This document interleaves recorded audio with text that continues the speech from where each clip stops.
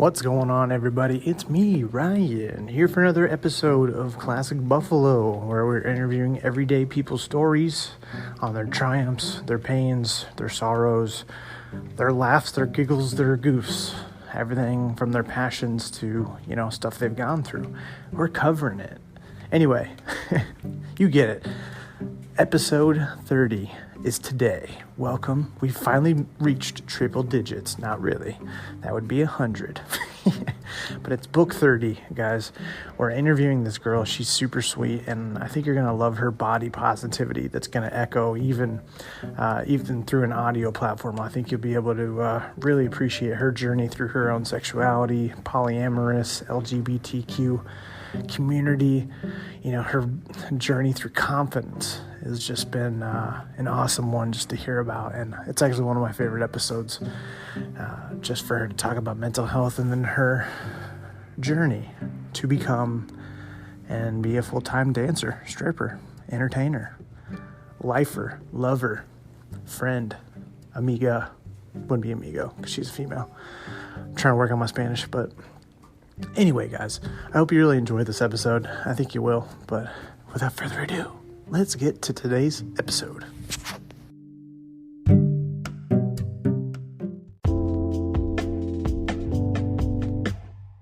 So joining me on the rooftop of a random building downtown, we have Ayla. Hi, Burish. Pleased to meet you. Man, thanks for joining me. Oh, it's my pleasure, always. I love friends. And I love showing off my apartment to anyone who will come in, honestly, because it's really kick-ass, and I just want everyone else to know how kick-ass it is. We're going to go right into background. All right. Day one, you emerge out of your mother. Okay, hell yeah. Okay, so let's see. Mom was 16 when she had me. Wow. I know, bro.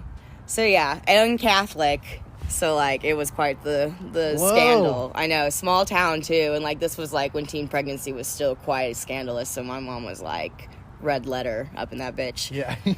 So, that makes sense to where I am today, actually. But, so, yeah, mom had me at 16, had my sister at 20, got married, went to school, got a job, grew up, eventually, once I hit middle school, in the upper white middle class. So, we were living pretty luxuriously. Nice house. Got anything I really needed. Yeah. Nice cars. Got a car when I turned 16. Were you in Indy? No. I grew up in Warsaw. It's 2 hours north of here. Oh, wow. Small town. Nothing really there. What did you do for fun?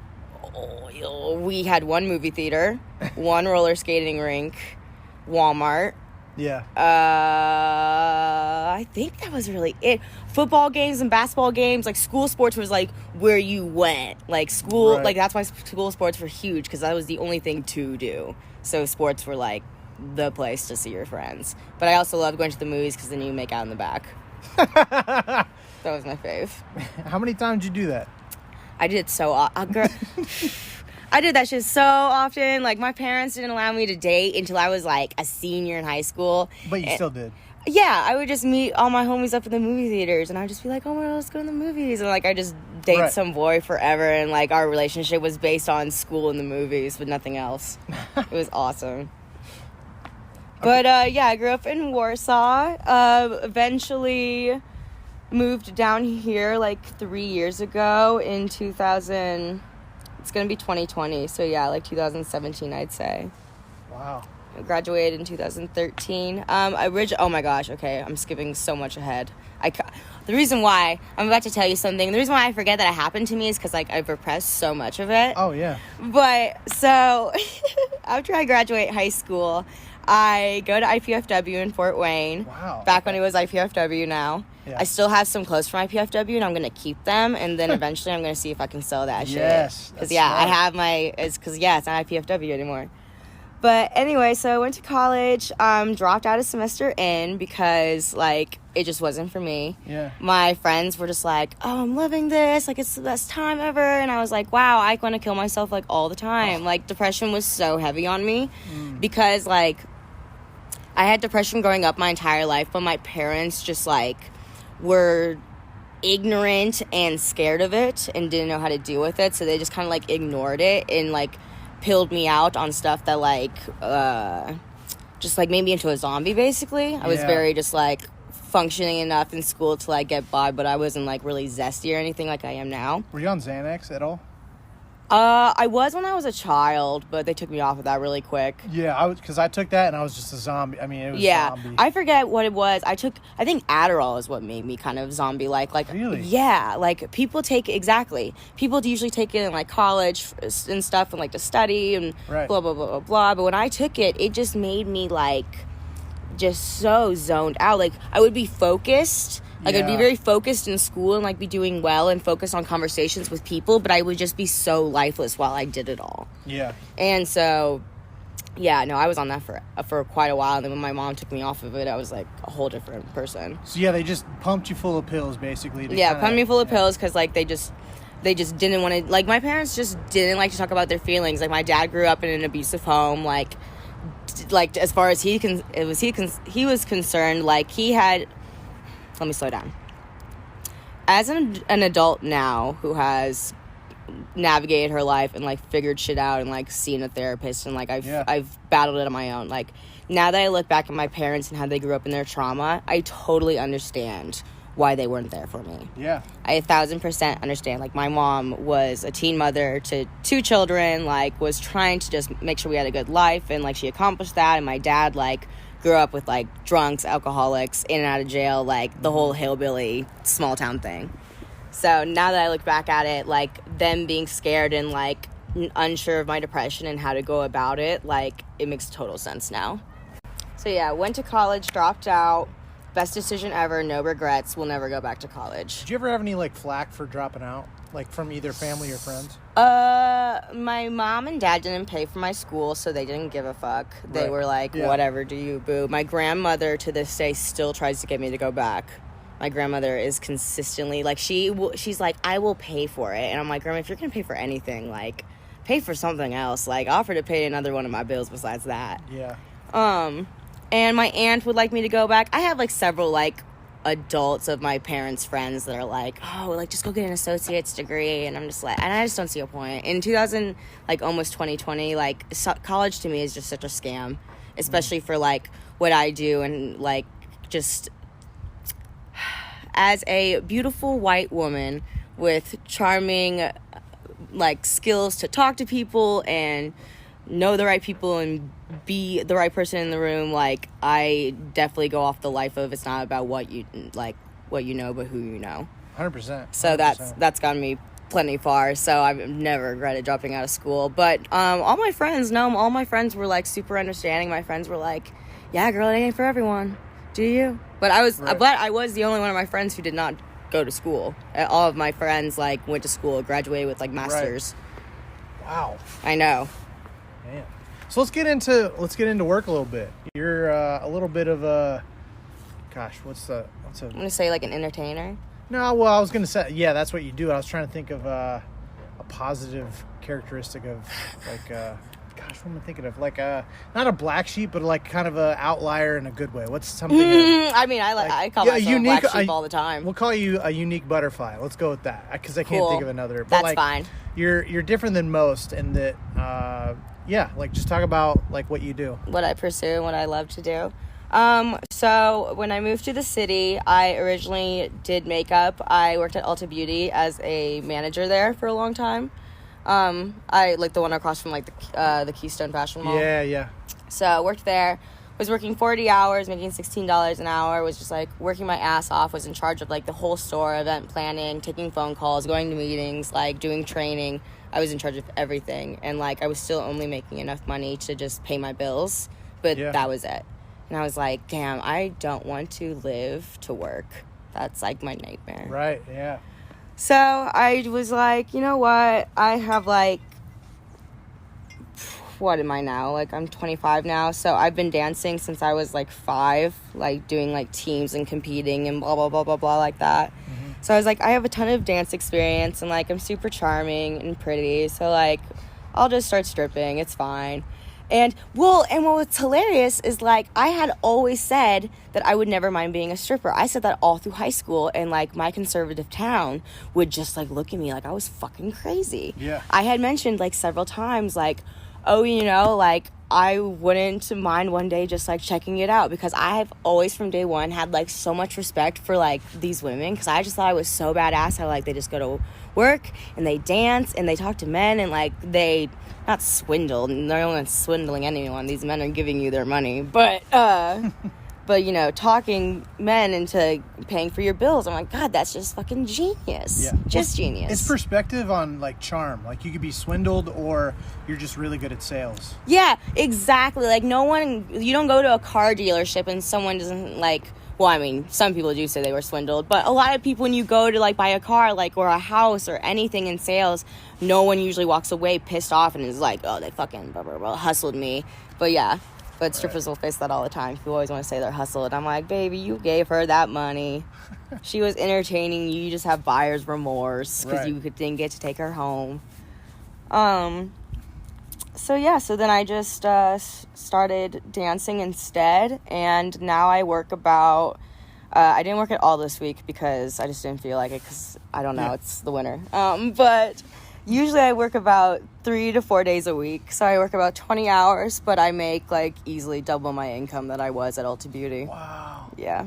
That's so cool. I work half as much, and then I make twice as much. What's the best part about that? Like, kind of just what you do for most of your time? What I like the most, like, are you asking me, like... about stripping, like... stripping? your favorite part. Cool. The fast money.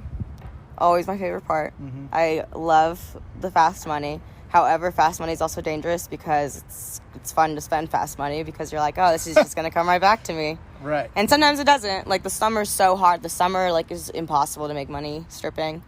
Because everyone in Indiana, like, wants to go outside and enjoy the weather and go to the bars and be outside the whole time. No one wants to sit inside a strip club. Yeah. Versus when it's the winter and it's snowing. Why not? Does there, what kind of skills do you need to be, like, a successful stripper? Oh, God, it varies from women to women. Everyone has that's kind of what I like about stripping is, like, there are wrong ways to do it, but, like, everyone has their own hustle. Like, whenever you get advice from strippers, I say, like, always take it with a grain of salt and, like, do what makes you money. One thing that's going to make this woman money is not another way of how you're going to make money necessarily. Right. Yeah. But for me, people always ask me, like, oh, do you have to know tricks on the pole? Nah. You don't really need to. You don't even have to be that good of a dancer, honest to God. Like, the biggest thing is just, can you sell? Because, like, when I go to work, I pay money to be there because I rent out the building.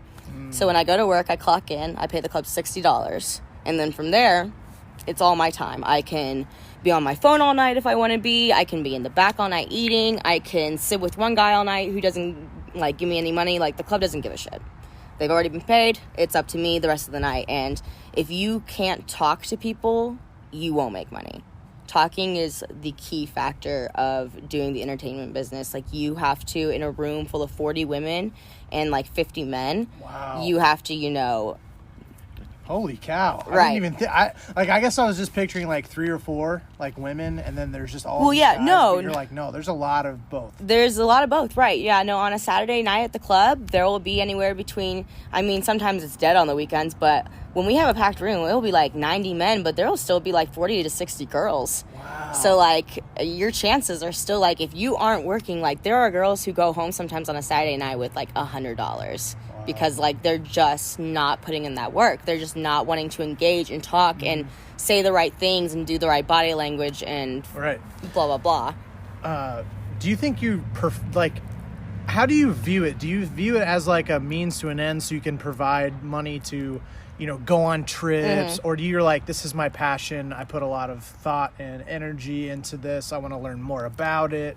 Like, what are your, like, aspirations, hopes, dreams, and how does that, I'm doing 9 to 5 just because it's what you spend most of your time doing, right? I guess. But how does that fit into your life and, like, what your passions and goals are? Well, one thing that I absolutely love about doing stripping and dancing and all that jazz now is, like, I can go anywhere with it. There are strip clubs, like, in any city, any state. Yeah. So, like, I went to Miami for a week, like, last May, just to, like, go work down there and see what it was like and, like, hang out on the beach. So, there you go. And, yeah, and, like, you can come and go as you please. You just have to audition. So like when you travel, you can just go in, call the club, be like, hi, I'm from out of state. I want to work here for like a week. Can I audition? And if they like you, they'll take you. Right. Because you pay the club and they're always looking to make money. Right. So, but no, I mean, overall, I love what I do. A lot of men always at the club are like, what's after this? What's next? Or like, what else do you do? But honestly, like, I think it might be my end all be all.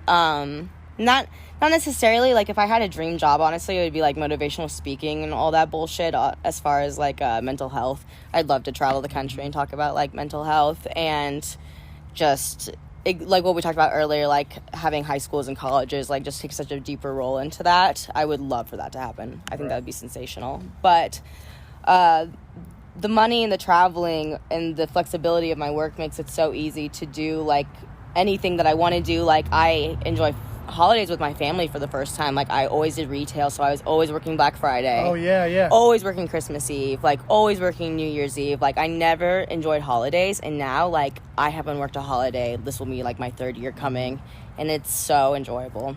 Right. This is somewhat related, but kind of, like, in the same ballpark. If there's a person who really wants to do something, but they're afraid of what other people would think about doing something. So it doesn't have to be about the entertainment industry, but like maybe there's a career or doing something and they're afraid of doing it because of what other people will think. Yeah, because like, oh, you're just a stripper, but you're like, God, no. You know, like, how did you overcome that, or was it ever an issue? And then what would your advice be to someone who's just considering any career, but they're afraid of it? I just, like, at the end of the day, it's about self-love. Like, I know my worth, and I'm aware of who I am, and all those people that talk down, like, don't know who you are. Right. They don't know who you are. And so, like, I know for some people, like, they can hear things from strangers and just take it as, like, deep critique. But for me, I've always had a very strong sense of, like, self-love and reflection. And so, for me, it's always been, they're not paying my bills. So why do I care? Right. Like, I would care if, like if Adam were to come to me and... Which is your boyfriend. Yes, sorry. Excuse me. If my boyfriend were to come to me and express, like, deep concerns that were valid and true and logical, I would truly consider switching things up. But if someone's just, like, on the internet, like, oh, you're just a stripper, like, there's nothing else to you, blah, blah, blah, blah, blah, I'd be like, you have no idea. Like, people are so multi-faced, and, like, and yeah, and you just can't let the fear of what others think of you keep you from doing something you could be passionate about, especially if it's making you money. Right. Let's talk about your relationship, because it's a unique one, and being in a poly relationship, polyamorous. Mm-hmm. You know, like, have you always kind of been like that and just had a like? And this is kind of, we can go through the sexuality type of topic and that kind of your thoughts on that, and because you're kind of a part of that community of the LGBT. Yeah. Absolutely. And kind of like, let's start with your relationship with Adam, and kind of go from there and then move. Okay. Right, yeah. Hilarious thing is, Adam and I went to high school together, but we never once talked. We went to high school all 4 years, didn't have a single class together because there was like 2,000 kids, so like just I knew of him, but I didn't know him. And then a couple years later, like, we just reconnected randomly through, like, common interests, and we were home for, like, the holidays, and we connected, and then, like, we just hit it off and kept doing the damn thing. Right. So we've been together for almost 3 years in January, and with Adam and I, we started off monogamous. But for me, I've never liked monogamy. Mm-hmm. I've always grown up, in any relationship I've always had, it's been like, this sounds awful, but I've always cheated on every partner I've had. And it's not because I didn't love them, and it's not because of, like, this reason, that reason. Like, I know it's really selfish, but I just was never in that mindset to be monogamous. I just couldn't ever wrap my head around it. So then when I met Adam, I really, really liked him, and I just didn't want to fuck it up. So I was like, you know, I'm just going to be monogamous for a year. Like, I'm really going to, like, not let temptation get to me. I'm not going to let my demons take over like I have in the past. Like, I'm going to stick the fuck out, and if I still feel the way I feel a year later, like, I will I will bring it up to him, and, like, I will Right. ask about, like, an open relationship. Like, that's, I think, fair. So, waited a whole year. Great year. Amazing. No problems. Like, besides, like, you know, random bullshit that we all face. But, I still just didn't want to be monogamous. I don't know what it is. I just didn't. Yeah. So I, like, after a year, I brought it up that I just wanted to expand, not to being poly, but just to being open, like, hooking up with other people, So basically. Is that different? That's different, right? Yeah, like, when you say, like, you have an open relationship, I mean, it's like an umbrella context type of thing. Like, when you say you're in an open relationship, usually that indicates, like, most people are just, like, fooling around, having sex, hooking up, but there's no, like, deeper relationship as far as, like, mental, emotional, blah, blah, blah. Okay. Whereas, like, when you say, like, oh, I'm poly, like, it usually means you have, like, partners, people that you're settled with, that you just, like, love. Yeah. But some people do say, oh, I'm in an open relationship, and they do mean that as well. So it's kind of just depends on who you're asking, I think. Yeah. But so I wanted to open our relationship so we could hook up with other people, because I'm just a slut and I do what I want. And the way you say it, there's no negative connotation behind that. No, of course not. No, it's 2020. Like, there's no reason for, like, people to slut shame. Like, as long as everyone's consensual and using protection, and, like, everyone, like, as long as Adam knows what's going on and, like, he's down for it, like, there's no reason not to. I feel like sexual liberation is something that, like, we have yet to still experience here in America. And then, like, it's honestly because of, like, Christianity and the church. And so many people have been taught that, like, oh, gosh, this could just be a whole thing. But basically that sex is shameful. And it's not. It's so not shameful. Like, sex is so fun, and experiencing that with people can be such a connection with partners, or just, like, a super fun time. Like, have you ever had a threesome? No. Damn, I can't wait for the day you do, because they're really fun. Super fun. Like, I think just so many corners of sex is fun, and you can't explore that when you're just stuck in your square box of how the church and Christianity, or just America, provides, of, like, you have one person forever, and you commit to that, and blah, blah, blah, blah. So, but no, being a slut is totally fine. It's almost 2020. Like, you should always do what you want to do as long as everyone's safe and consenting to it. So, yeah, so then we opened up a relationship, and I think we opened it up, like, brought it up in January at our anniversary. March came around when he finally, like, got down with it, understood. Like, it took a lot of talking. Like, a lot of people will sometimes approach me and be like, oh, how did you go about opening up your relationship? And I just want to be like, it wasn't overnight. I did not bring up the conversation, and Adam was not down. I brought up the conversation. I was like, we should open our relationship, and Adam was like, hell fucking no. Adam was super against it. Like, couldn't imagine. And I just was open and honest about my feelings, and I explained exactly how I felt and, like, why I wanted to open it up, and that, like, my love didn't change for him. And it took several conversations just over and over again. And finally, like, when we hit March, I was just like, look, this is what it is. I am what I am, and I can't be monogamous. And, like, if you can't accept that, then we just need to move on. Right. Because, or I was like, and I don't want to sound shitty, I'm like, or I'm just going to end up cheating on you. And, like, I don't want to do that. Yeah. So, like, let's just... The cheating aspect is the lack of communication. Yeah, is the lack of him not knowing and me going behind his back. Right. Whereas if there's that understanding, it's not cheating because you're like, oh, you're allowed to do that. It's there's a clear distinction between those two. Yeah, absolutely. So I just was like, I don't want to do that to you. I love you, but if, like, you can't get on board for who I am when I'm being vulnerable and sharing my truth, like,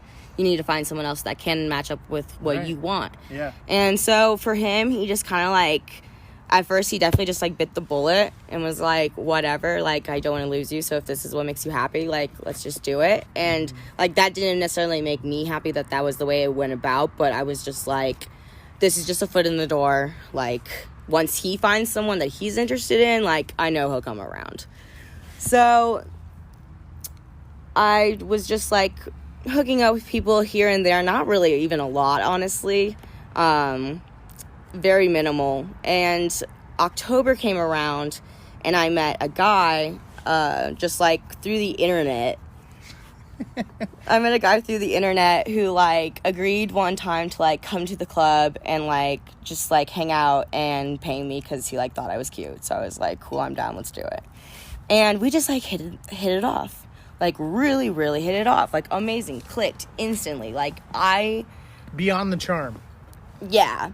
Like, well, and he grew up, like, in Plymouth, which is right next door to Warsaw. Yeah. And, like, we just had similar things as far as, like, growing up in small town USA and yada, yada, yada. And I just thought he was super awesome. And at the end, like, I was the one who was like, here's my number. Like, we should see each other again, which, like, never happens. Like, you go to work, make your money, leave. You don't leave with the men. You don't go to the men. So for that was huge. That's, like, the only time that's ever happened. And so his name is Josh, and Josh and I started hanging out in, like, November, and we were platonic for, like, about 12 weeks, I'd say, and then we started not dating, but that's when I realized that I wanted to not just, like, hook up and hang out with him, but I wanted to date him, so that was when, like, it was forming into a different relationship to where, like, I would have a second quote-unquote boyfriend. Yeah. So then I had to bring that conversation up with Adam, and again, he was like, no fucking way. Right. He was cool with, like, the casual sex, but when it came to the idea of, like, me loving someone else, he was like, no. He was like, I can't get down with that. Like, he was terrified that I was going to love Josh more and, like, leave him. So, which, I mean, it's totally understandable. When you grow up monogamous your entire life, like, what else are you supposed to think? 100%, yeah. And it's hard to understand, and a lot of people still don't understand. But, yeah, and then, you know, that was a battle. Adam and I, like, we fought about it all year. Our second year anniversary hit, and it was off to a bad start, and then we fought all the way up until, like, no joke, maybe like August when we moved into this apartment about Josh and I, because he just like could never fully get on board.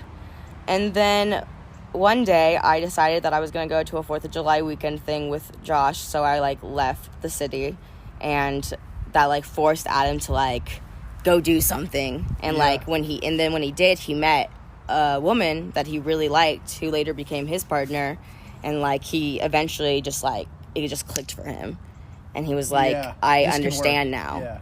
He's just like, I didn't understand that you could love someone else and still love me. He's like, not that he loved this girl yet, he had just met her, but he was like, I genuinely really like her and like want to pursue more things with her, and like, but that doesn't affect how I feel about you or us.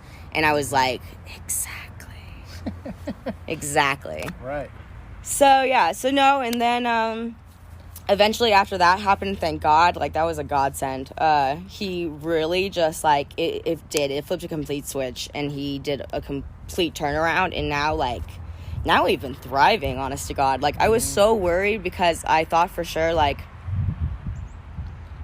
well, you put yourself out there, like you really did. This is who I am, and then this is someone you really care about, right? And I hope they understand. Yeah, I don't want to leave it behind, but like I gotta be true to me. Exactly. Gotta be true to me. Always. If there's one thing I'm like super dead on, it's like you always gotta be true to yourself at the end of the day. Always. Yeah. Do you have like a motto that you like live and die by? Yeah, I like. You have it tattooed on you? No. Oh. No, God, I wish. Maybe one day I will. I have the tattoo Fearless on me, which used to be just like my motto when I was like a teen. Yeah. That was like my first tattoo. Yikes. I want to get it covered up. Anyways, but no, I like the motto, do no harm but take no shit. I like that one. That's a really popular one. I have a sticker of it, but I think that one is spot on. I definitely think you shouldn't put any bad shit out there, but also like don't just sit down and lie down. Right. Yeah. Do you have like an experience where that happened, like where you practiced that? Oh, like do no harm, take no shit? Yeah. I feel like I practice that at the club every fucking day. Yeah, there you go. All right. I try my best to be kind to these men, but when these men be wild and they don't, nah. No tolerance. No tolerance for that. No, I don't do that. Yeah. What's your role in the LGBTQ community? And like, you're an advocate, I'm sure, but like, what is your? Does polyamorous fit into that category at all? Or are you just, like, can you explain your relationship with Yeah, that? I mean, being poly definitely is more, like, the LGBTQ community, like, accepts it more, I should say. Like, when you go to Pride and stuff, you, like, see buttons that are, like, polysexual people exist and stuff like that. So, like, it's definitely more welcomed, but I don't think necessarily it's, like, part of the community. It's, like, it's not one of the letters on the alphabet. Yes. But, like, Right. it is and it isn't. Yeah. You know what I'm saying? But I'm not on the alphabet. I used to identify as bisexual for a long time, but then I recently switched it to pansexual because I feel like what is that's that? more accurate. Bisexual is when it's like you're attracted to men and women, and then pansexual is like men, women, trans, non-binary. Okay. Like literally, it's like the motto is hearts not parts. Oh. Yeah. Okay. That's the motto of the pan community. That's a good... That should be on a t-shirt. Yeah, right? Yeah. I know. I have yet to see it, but that is the motto. Yeah. You should make that. Sell them at Pride. As long as I get a piece of the cut. Yeah, of course. You went to Pride this year, right? Or last year? Yeah, last year I go to Pride every year. That was like when I moved to the city, that was like the thing I looked forward to doing. Yeah. So yeah, no, it's kick-ass. Have you been to Pride? No, I've never been. What? I feel like if I'm straight, I'm not allowed No, of course you can, because you're an ally. Oh, okay. You're an ally. Yeah, because I support. Right, you support your people. Right. No, you don't have to be part of, like, you don't have to be gay or queer. Like, if you're an ally, you can, like, people, Adam and I go together, so, like, we look like we're straight. So, people probably just think we're allies to it. Okay. But, what's your favorite part of that community? Like, because I'm sure you have friends or even the family. Openness. Yeah. Yeah. Oh God, I know. I wish I had family. I'm the queerest part of my family. No, everyone's just so kind. I feel like. I mean, don't get me wrong. There are plenty of bad apples in every freaking community, every organization. But when I go to Pride, or like when I surround myself with people who are more like myself and just queer friendly, you feel safe. Safe, honestly. Safe, understood. You can be vulnerable. I just feel more authentic around people like that because they are themselves. Yeah. For someone who doesn't understand or is confused, or I wouldn't say angry because that's kind of hard to convert somebody necessarily, but for people who are confused, like, don't necessarily support that community, what would you suggest for them to kind of grow their understanding of that and become more open to accepting them? I know pronouns is a huge part of being an ally. People have been so bitchy about that lately. What are your thoughts on that? I think it's ridiculous. I mean, that people are bitching. I feel like people have, so in our timeline, a lot of people, like, accepting the gay community was a big step for us. Legalizing gay marriage, gay couples adopting children, all that jazz. And we've kind of overcome that. Now it's legal, and, Trump is still an asshole and is still trying to fuck that shit up, but, like, we're persevering. And I feel like now the next battle for the queer community is transgender people and having them be seen. And a lot of people still are just so confused about transgenders, and a black transgender woman's average lifespan is like 42. Oh my God, yeah. Yeah, like they are murdered in the mass because people are just afraid and they don't understand and they're just ignorant and they just have hate, and fear breeds that hate. Right. And so I would just say, like, go to your local, like, drag show bingo. Go to... That's a thing? Drag show Tuesday. Bingo? Every Tuesday. You can go with me. Bingo. But yeah, drag show bingo, like, go to just, like, I don't even know necessarily where to, like, engage yourself in that community, but, like, just understand that, like, my motto is, why be racist, transphobic, sexist, like, when you can just be quiet? Like, they aren't hurting anyone at the end of the day. Like, so many times when I see people be like, oh, I feel this way about transgender people, or like, oh, why gender neutral bathrooms? Like, that's crazy. And I'm just like, it's literally not hurting anyone. They aren't affecting you. I've always been confused why we don't just have unisex bathrooms. I'm always confused by that. I feel like that would solve a lot of issues. at Metro and Teeny and Mass Avenue Thursday night, and they both had gender neutral bathrooms, and it was easy breezy. Yeah. Loved it. Cover girl. In and out. Easy breezy, beautiful. Cover girl. Cover girl. Yeah, no, it was amazing. I just, like, went in, went out. No one was weird.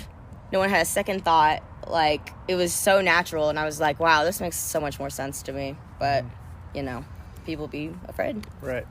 So you do have anxiety and depression right now. I do too. Who doesn't? Right. What have you found, like, works for you in any form? Honestly, therapy is one of the biggest. I always suggest people that still feel some sort of way. Like, it's such a privilege to say that, because, like, I always want to tell people, oh, like, well, therapy really helps, but, like, therapy's so expensive. Not everyone can afford a therapist, and me having a therapist is a very privileged thing, unfortunately. But my therapist, like, saves my life time and time again. She's incredible, and having a checkup with her is just, like, it eases my soul. But also, I take the time to, like, truly meditate and focus on taking that space to slow down and, like, take time for myself. I take medication. Modern medicine definitely helps me. That's for darn sure. A lot of people, like, necessarily aren't for medication. Sometimes some people are like, oh, you can do it without, but, like, mine is severe enough that, like, I can't. Like, I've tried to not be on medicine because I don't want to be on medicine, and, like, it's just not an option for me.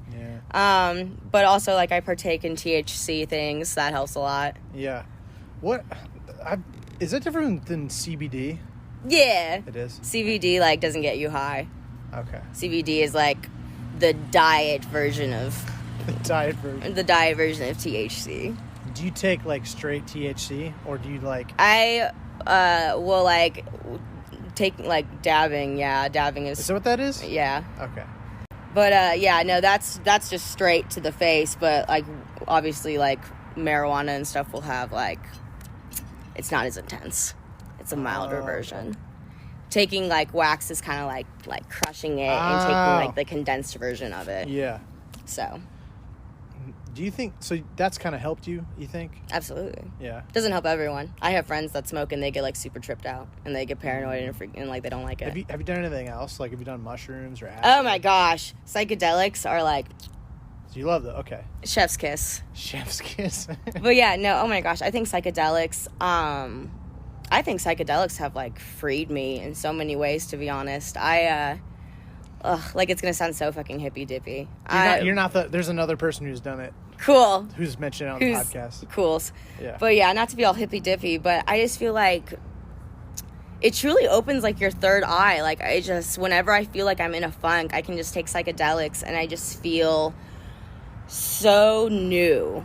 It's hard to be sad when I'm on psychedelics just because you can't focus on the past or the future. Like, it's all in the present. Right. And it really just helps you, like, hyper focus on, like, what it is that you truly want and who you are. So for me, no, I think psychedelics has been the most enlightening thing. I have felt closer to, like, God and myself than I ever have before, like, after I started doing psychedelics. Right. But I don't do it that often because it's not like you shouldn't do it all the time. Yeah. But I do it, like, once every 2 months maybe. Right. So if I could, I would do it, like, every day. But At bingo night. Yeah. I haven't yet. That's smart, though. I should. I haven't yet. I do it sometimes at the club. Man. What's something you do for other people, like, when they're going through something? Like, do you have, like, a go-to strategy or something that you really like to do for other people? Yeah. I like to... when I have a really good night at the club and make, like, a fuck ton of ones, the weather's getting cold now, so, like, it's not as, I don't aspire to do it as much, even though I should, because maybe I should not be a trash person, but I usually take all my ones, and, like, I like to bike or, like, walk around downtown, and you give them to the homeless people. Yeah, they need it more than I do. Right. So, or... I always like to pass along the information of, like, the text hotline, suicide hotline. Have you ever done the texting one? I did it one time. It's been a while, but... Yeah, not a lot of people know about that, so sometimes I do that. Otherwise, I don't know. Otherwise, my go-to is just to be nice. I try to see everyone through a lens of empathy and understanding, so I feel like being patient and kind every day to the best of my ability is... somewhat of a treat, unfortunately. Yeah. What's helped you? Like, what have other people done for you that's really helped? Oh God, Adam is like the most patient creature on the planet. Yeah. I don't deserve his grace that he gives to me. Like I can go through so many mental episodes, and he just like is unendingly patient and gives me as much space as I need. And even when I'm like it's not my proud moments, but sometimes when I get manic, I can just be aggressive and mean and like say shit that is like not true and just like curse at him. And he constantly shows me a sense of understanding, that he understands that my bipolarism can like jump in and out through episodes. So like I can be just very like high and then low and then high and then low. And right. And sometimes I cry out of nowhere, and he's just constantly patient. Whereas every partner I've had before has been just basically like, what the fuck is wrong with you? Like, come on, like, get it together. Like, this happens all the time. Like, when are we gonna get better? And it's like, that's not how it works. Yeah. It's a constant thing. I have lived with this all my life, and I will continue to live with it all my life. Right. You become like a hole in a boat, like something to solve versus like a person. Like, just a problem to solve. Yeah, that's exactly how like my parents felt with me growing up. That's why it's like that's why they would just pump you with meds. You're like, all right, now it's over. I've done my thing. So this is my child. Yep. And, I've struggled with that too. Just kind of family or friends, just not like, well, I don't know how to practically help you, so I'm not. Someone doesn't know how to do anything. I'm not gonna do anything. Yeah. Never getting like texts, never taking me out for lunch, never, Dude, I can't even. Oh my gosh, this is like a whole thing. One time when I did a podcast, once upon a time, like I had like a parent episode, and I just talked about the horrors of my parents, and like I did dance for years, and like they never came to like one event. I've lived in Indianapolis 3 years, and they've never once come down to visit me. What? And they live 2 hours away. Oh my God. I know, dude. Never once. They've never, like, on my birthday, they, like, text me. They, like, don't come to see me for my birthday. Like, oh, my God. I know. That was hard. I know. And, like, that's how they still are today. And, like, that's how I foresee them to be. And, like, that's just who they are. Do you view that as, like, toxic in the sense of, like, because sometimes if you just kind of try and get rid of or limit the amount of exposure to toxic people, do you view them as toxic? Do you view them as just like not a neutral thing? Like, how do you view the whole situation? I explain my parents to people as of I love my parents, but I don't like my parents. Like, I love them. They've obviously took care of me, but at the same time, growing up, like, that's like a whole story in its own. But like having my parents and growing up with them, like they just didn't take care of me as well as they should have, as far as like mentally and emotionally. Like they really just put that off to the side, and because of that I experienced like so much trauma and had to do like so much on my own, and I just didn't trust them at all, and I didn't value them. I didn't feel like I could go to them for safety or comfort. So when I came to the age where I could move away, I did, and I kind of just cut off I don't go home unless it's the holidays. Right. Like, I don't visit my parents. I don't talk to them. Like, I don't get phone calls from them. My interactions with my family goes to, like, Thanksgiving, Christmas, Easter. Yeah. And, like, that's how it is. And that's unfortunate because, like, how they did raise me was, like, well enough that, like, I was fed, went to school, graduated, got a car. But, like, as far as everything else, it was pretty toxic. Like, they just, just shoved a piece of tar over the boat, and we're like, okay, we got this. So but no, and like that's their loss. Truly, like I've grown to now, like I understand like what they were going through in their own trauma, and maybe one day if they want to make the relationship right, they can come to me. But for the time being, like I've created my own self-love and family, so I'm good. Yeah, that's cool. It must be really, I mean, getting to know people's like familial backgrounds and just seeing how it impacts people, it ends up being like, oh, absolutely, it makes so much sense. Like my therapist was talking to me about like how when I wanted to go to college, I didn't want to go to IPFW. I didn't want to go to like a normal college. I wanted to go to school to dance. Like dancing was like a huge passion of mine. Like it's all I ever wanted to do. And when I graduated high school, like I was like, I want to go to a art school and pursue dance. And my parents, like, which I don't even know what was happening. I should have just gone because they weren't paying for it anyways. Long story short is, though, that they were just like, no, that's not a real education. You can't do that. And I was just like, being 18, I was just like, okay. And I just didn't pursue it. And now, as an adult, like, that's my main gig. Like, I dance for a living, and, like, that's how I pay my bills. And my therapist is like, I feel like you stripping is kind of like a fuck you to your parents. And I'm like, oh, it 1,000% is. Like, you enjoy it. I enjoy it. Yeah, no, don't get me wrong. I still like it. It has its bad days like any other job, but it also is kind of like a, see, you said I couldn't do this and make a living, and here I am paying for nicer stuff than I've ever had before. Right. Working for a job that I could have got an education on. Yeah, right. Where do you think we're at in anxiety and depression and just, like, as a society as a whole? Like, where do you think we're at? Are we close towards success? Are we in the middle of it? You know, where are we at? I would say we're on the upcline to the middle. I would say we are not at the bottom, but I don't even think we're at the middle yet. I think personally, I think with the state of the world right now, as far as, like, what government is happening in the Earth's overall ecosystem and et cetera, I think depression and anxiety have a lot more availability to have triggers or flare-ups, whereas, you know, a couple years ago wasn't as bad. But who knows? Maybe we'll get better. Here's hoping.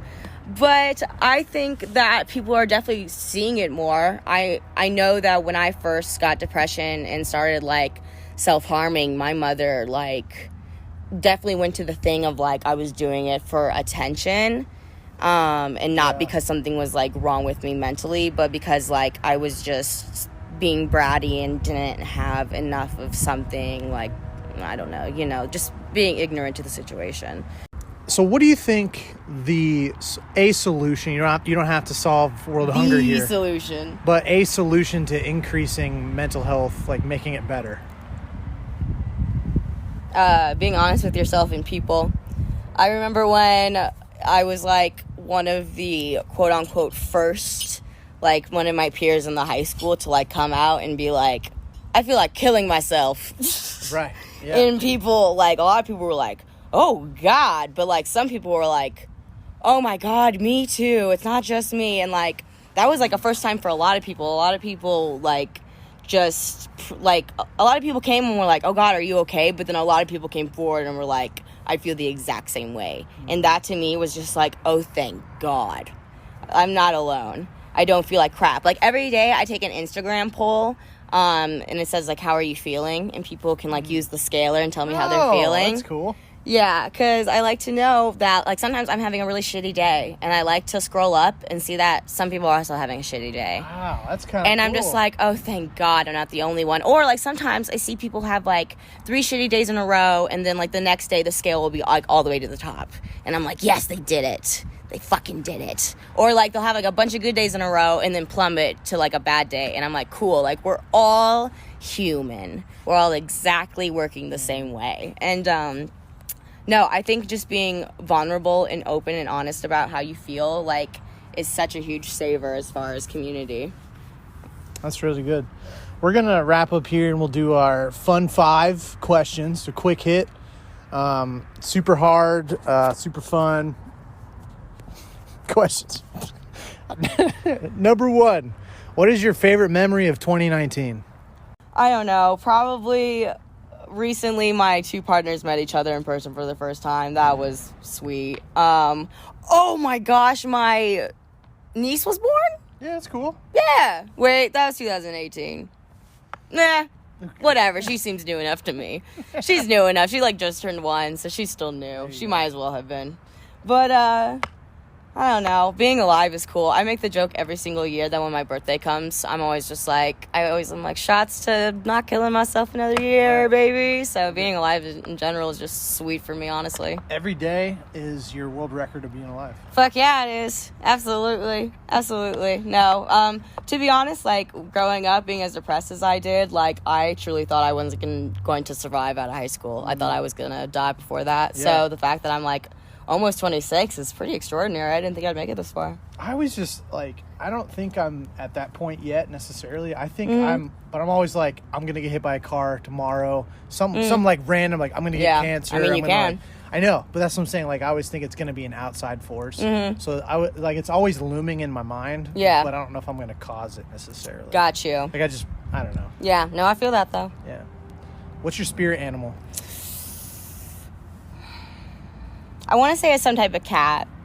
I feel like maybe I should take a test or, like, meditate on it more and, like, I'd find my answer. But I'd like to be some type of cat. Usually when I ask men this question, I tell them that I'd be, like, a jaguar or a leopard. Yeah, I agree with that. Something cat-like. Yeah, just, like, cute and charming and sleepy and adorable, but also it'll kill you. It'll kill you with its paws. You were, like, in the loudest area of town. That's not true, homie. You should have lived when we lived on 30th and Washington Boulevard, okay? That shit was noisy, and, like, you'd hear gunshots every other day. You'd hear, like, pop, pop, pop. It was getting hot on that block. When is it okay to play Christmas music? You can play it all year, I guess, if you want to, but I personally don't think you should play it till, like, December 1st. Ooh, okay. So right after Thanksgiving. Yeah, no, I'm not one of those people that's, like, Christmas! Like, I don't know. I didn't grow up with Christmas. So, my parents didn't celebrate it. So, I'm just kind of like, whatever about it. Yeah, no, my parents didn't celebrate Christmas. Wow, why? They just don't want to. They think it's very capitalistic. And, wow. And we don't put up a tree. We don't do decorations. We don't do presents. Did you, like, go out to eat or anything? Nope. Just another day at home. Wow. Just another day at home. Chilling. But no, so yeah, I think it's December 1st is fine. Take anyone to dinner alive. I picked two. I had Steve Carell. Okay, cool. I was like, I had to pick like one woman, one man. Let's do that. Okay, so like as far as men go, you know what? I'll make it easy. I would like Ryan Reynolds and his wife, Blake Lively. Okay. They can join me for dinner. They can bring their children too if they want. Where are you gonna go to eat? Sushi. Okay. Somewhere sushi. They're paying for it, so somewhere really nice. The last question is, what is your favorite part of yourself? My ass. No. All right, that's the physical answer. I just like my confidence and my self-love. I love that I go to things by myself and I'm not afraid to go to things by myself. Like, you see a lot of people who are like, oh, I have this extra ticket to this concert and, like, if no one goes with me, like, I'm not going to go. So, like, or people are like, oh, I want to go see this movie in theaters, but, like, I need someone to go with me. Like, I've never felt like I need someone to go with me to do something that I want to do. Like, when I wanted to go to the fair, the state fair, when it came to town, like, I wanted to go and no one would go with me. And I was like, fuck y'all, so I just went by myself. And then, what else did I go to by myself? I've gone to, like, a festival by myself before. I've gone to so many things by myself, and I genuinely have, like, the best time ever. So, yeah. I love that I can do that. 'Cause for some reason, a lot of people don't. Yeah, oh, yeah. I'm in that camp. Yeah, I was like, do you go to things by yourself? No, it's very hard. Yeah, no, I love going to things by myself. I'm completely content and comfortable with my own company. I love going to restaurants, eating by myself. People think that's weird. Yeah. People, like, one time I ran into someone. I was eating by myself, ran into, like, several friends, and they're like, who are you here with? And I'm like, just myself. And they were like, why? And I was like, because I wanted to eat. Like, what do you mean, why? I'm just chilling, bruh. Some people are afraid of their own minds. They don't want to sit alone in their thoughts. That's why a lot of people can't meditate. They don't want to be alone. Like, they can't sit still and, like, be alone with their thoughts. Like, a lot of people feel like they have to be, like, doing something. Yeah. Do you do this where, if, like, let's say you went to lunch with Adam. Mm-hmm. If he gets up to go to the bathroom, do you get on your phone? Oh, yeah. Definitely. Don't you think that's nuts? Yeah. You can't just look around the restaurant. Oh, God, no. We love looking. It's part of us. Or, like, waiting for the elevator. Like, you walk in and it's, like, it's on the 4th floor, you're on the 1st floor. Like, it's 3 floors, but you're like, all right, I'm just going to check my phone. Oh, are you kidding me? I've checked on my phone just from sitting here with you. Cause, thank you. Thanks for being present. Yeah, because, you know, we're just addicted, man. It is what it is. Like, unfortunately, like, I try not to dwell on the fact that we're so addicted on technology. I try my best just to lean in and not think about the fact that it's Black Mirror, like real life. Right.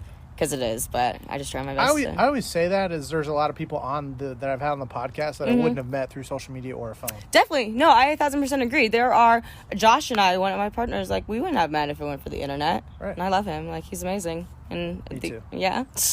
Well, we both say, I love him too. We both say him. love you to random people, I feel like. Oh, God, yeah, I do you. all the time. It freaks people out all the time. They're like, please don't. I'm just like, I love you. I miss you.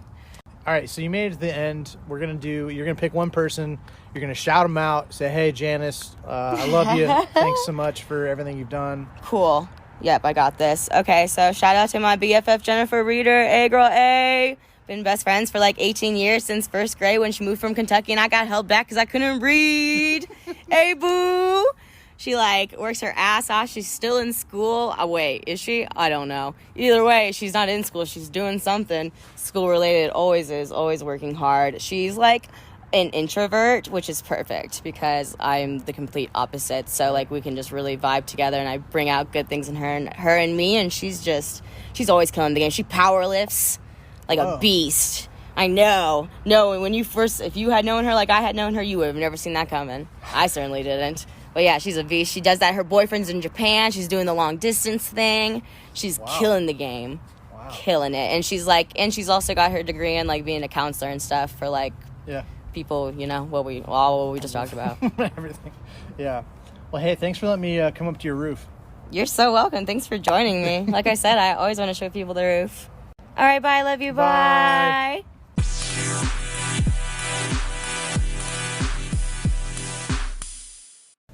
Hey everybody, this is Ryan from the Classic Buffalo Podcast. Wanted to take a second to talk about Anchor, how I'm actually making this podcast happen. Super happy that I'm partnering with them. So, Anchor is actually the easiest way to make a podcast. I've done my research. This is basically the best way. I promise. It's going to give you everything you need in one place for free, which is the best part. It's going to have tools, so you don't really need a fancy schmancy recording guy. Anchor's going to be helping you out there, and then they're going to distribute the podcast everywhere to Spotify, Apple Podcasts, Google, everything. And then you can also make money with basically no minimum listenership, which is kind of rare. So hop on Anchor as soon as you can. Thanks.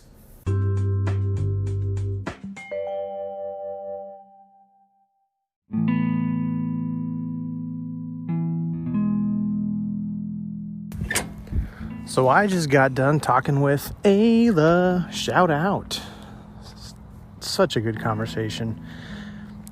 It was honestly such a pleasure to talk with someone who has gone through so much work to find out who she is.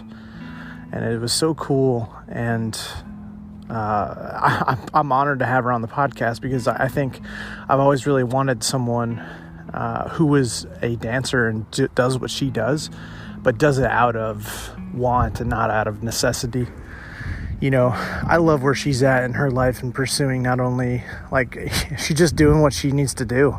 She's confident, like, both just, like, in who she is and all that kind of stuff. And I don't know, I think she has a really cool setup, and I just really wanted to share that with you guys. And I wish that for everybody, that you can be doing things regardless of your anxiety, just because you want to be doing them, not because, you know, it makes the most money or whatever. Because who knows, maybe you can actually make more money doing something that you're actually passionate about.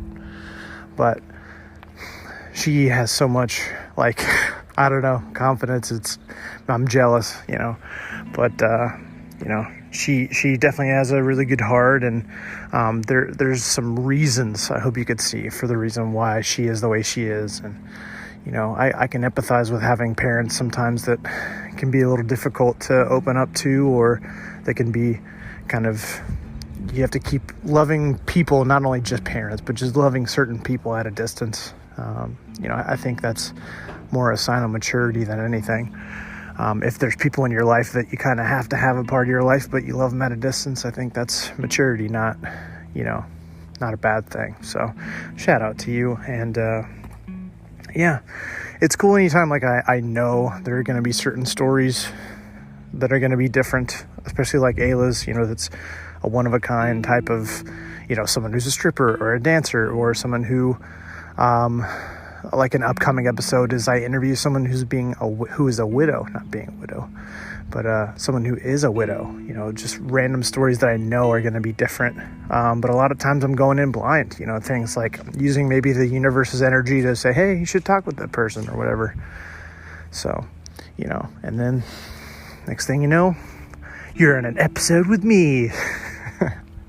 It's a lot of fun. I'm still enjoying doing these, and it was cool just kind of sitting on the roof and just kind of talking about mental health, talking about her story. And, you know, it's cool that she wants to eventually get into mental health and kind of being a motivational speaker. Like, I wish her the best in that, and I could totally see her doing that, or at least just encouraging other women to go for what they're supposed to do, you know.